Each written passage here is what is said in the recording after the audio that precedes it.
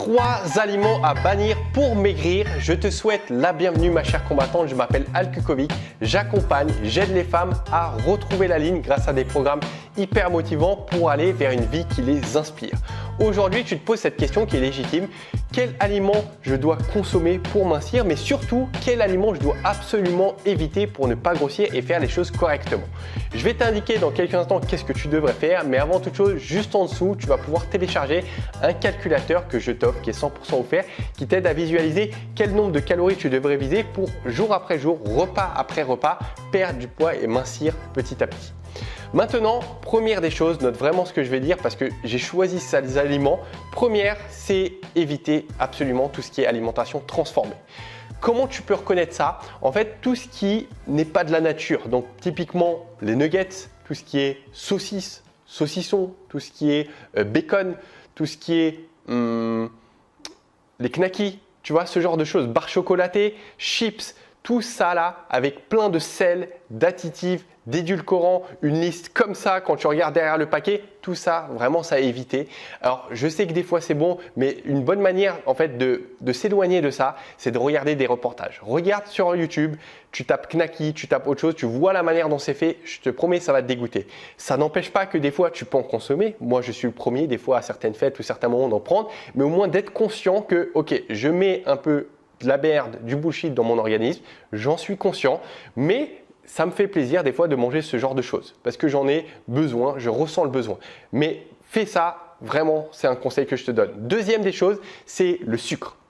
Le sucre, aujourd'hui, on le sait, ça accélère le vieillissement prématuré des cellules. Donc, plus tu vas consommer de sucre, sois-en conscient, plus tu diminues ta durée de vie.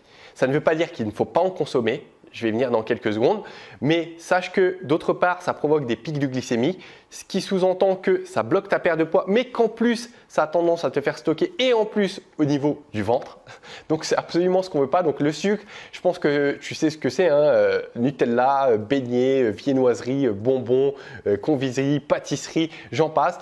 Et comme je te l'ai dit, tu peux en consommer, mais ce que je veux dire, c'est que d'une part, ne pas aller dans l'excès, d'autre part, de savoir rattraper les écarts que tu fais ou les grignotages. C'est ce que j'enseigne lors de mes coachings, c'est que ok, vous avez le droit les filles de consommer un petit peu parce que ça vous fait plaisir, mais on sait derrière comment rattraper au prochain repas. On sait comment faire, comment ajuster et on fait preuve de souplesse et non de rigidité puisque c'est ce que je vois souvent, les filles lorsqu'elles entament quelque chose, elles sont rigides. Ok, qu'est-ce qu'on peut faire, qu'est-ce qu'on ne peut pas faire?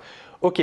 C'est bien de bannir, d'éviter, mais ça ne veut pas dire bloquer. Moi, je suis contre cette manière de procéder où on va être drastique, on va être draconien, on va être extrémiste par rapport à un côté, puisque dans tous les cas, la vie, de toute façon, nous ramène toujours vers l'équilibre. Donc voilà, je t'ai partagé vis-à-vis du sucre. Ensuite, troisième des choses, c'est les sodas. Les sodas qui en somme sont la même chose que le sucre, tout ce qui est jus, tout ce qui est Pepsi, cola. Jus, je le mets un peu dans la même catégorie parce que ça reste du sucre qui est rapidement assimilé et qui peut provoquer ce pic de glycémie. Donc moi, personnellement, même si le jus, en somme, on peut le presser et il est sain, j'essaye quand même d'éviter. Je préfère toujours prendre un fruit qui est frais et le manger entier plutôt que sous forme liquide. Tu vois, dans ce sens-là, surtout quand on est dans une phase de perte de poids où on essaye de veiller à ne pas trop titiller ces points-là. Voilà, tu as une vue globale de ce qui est en train de se passer.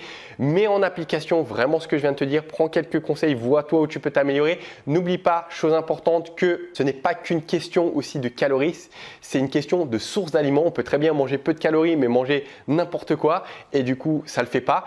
Et si aujourd'hui, tu as du mal à cuisiner, si c'est pas trop ton truc, si tu es un petit peu perdu, sache que sur internet tu peux trouver des recettes express 10, 15 minutes, 5 minutes même, tu peux avoir de super bons repas. Dans mes programmes avancés, il n'y a que des recettes dans ce style-là, puisque comme mes clientes et les filles à qui je m'adresse n'ont pas de temps, les enfants et le travail, le conjoint, le mari, on fait des recettes express. Et tout ça, si tu le mets à ta disposition, pas de raison pour que tu n'ailles pas dans le bon sens. Je t'ai tout partagé ma chère. Si tu as d'autres aliments à suggérer, mets juste en dessous de la vidéo en commentaire. Comme ça, on a une longue liste juste en dessous de la vidéo d'aliments qu'il faut absolument éviter et même bannir. N'hésite pas à t'abonner à la chaîne YouTube, pareil, juste en dessous en cliquant sur le bouton comme ça. Chaque matin à 8 h, tu reçois une vidéo de ma part. Nutrition, alimentation, grignotage, émotion, stress, toutes ces notions, on les voit et on passe un bon petit moment ensemble.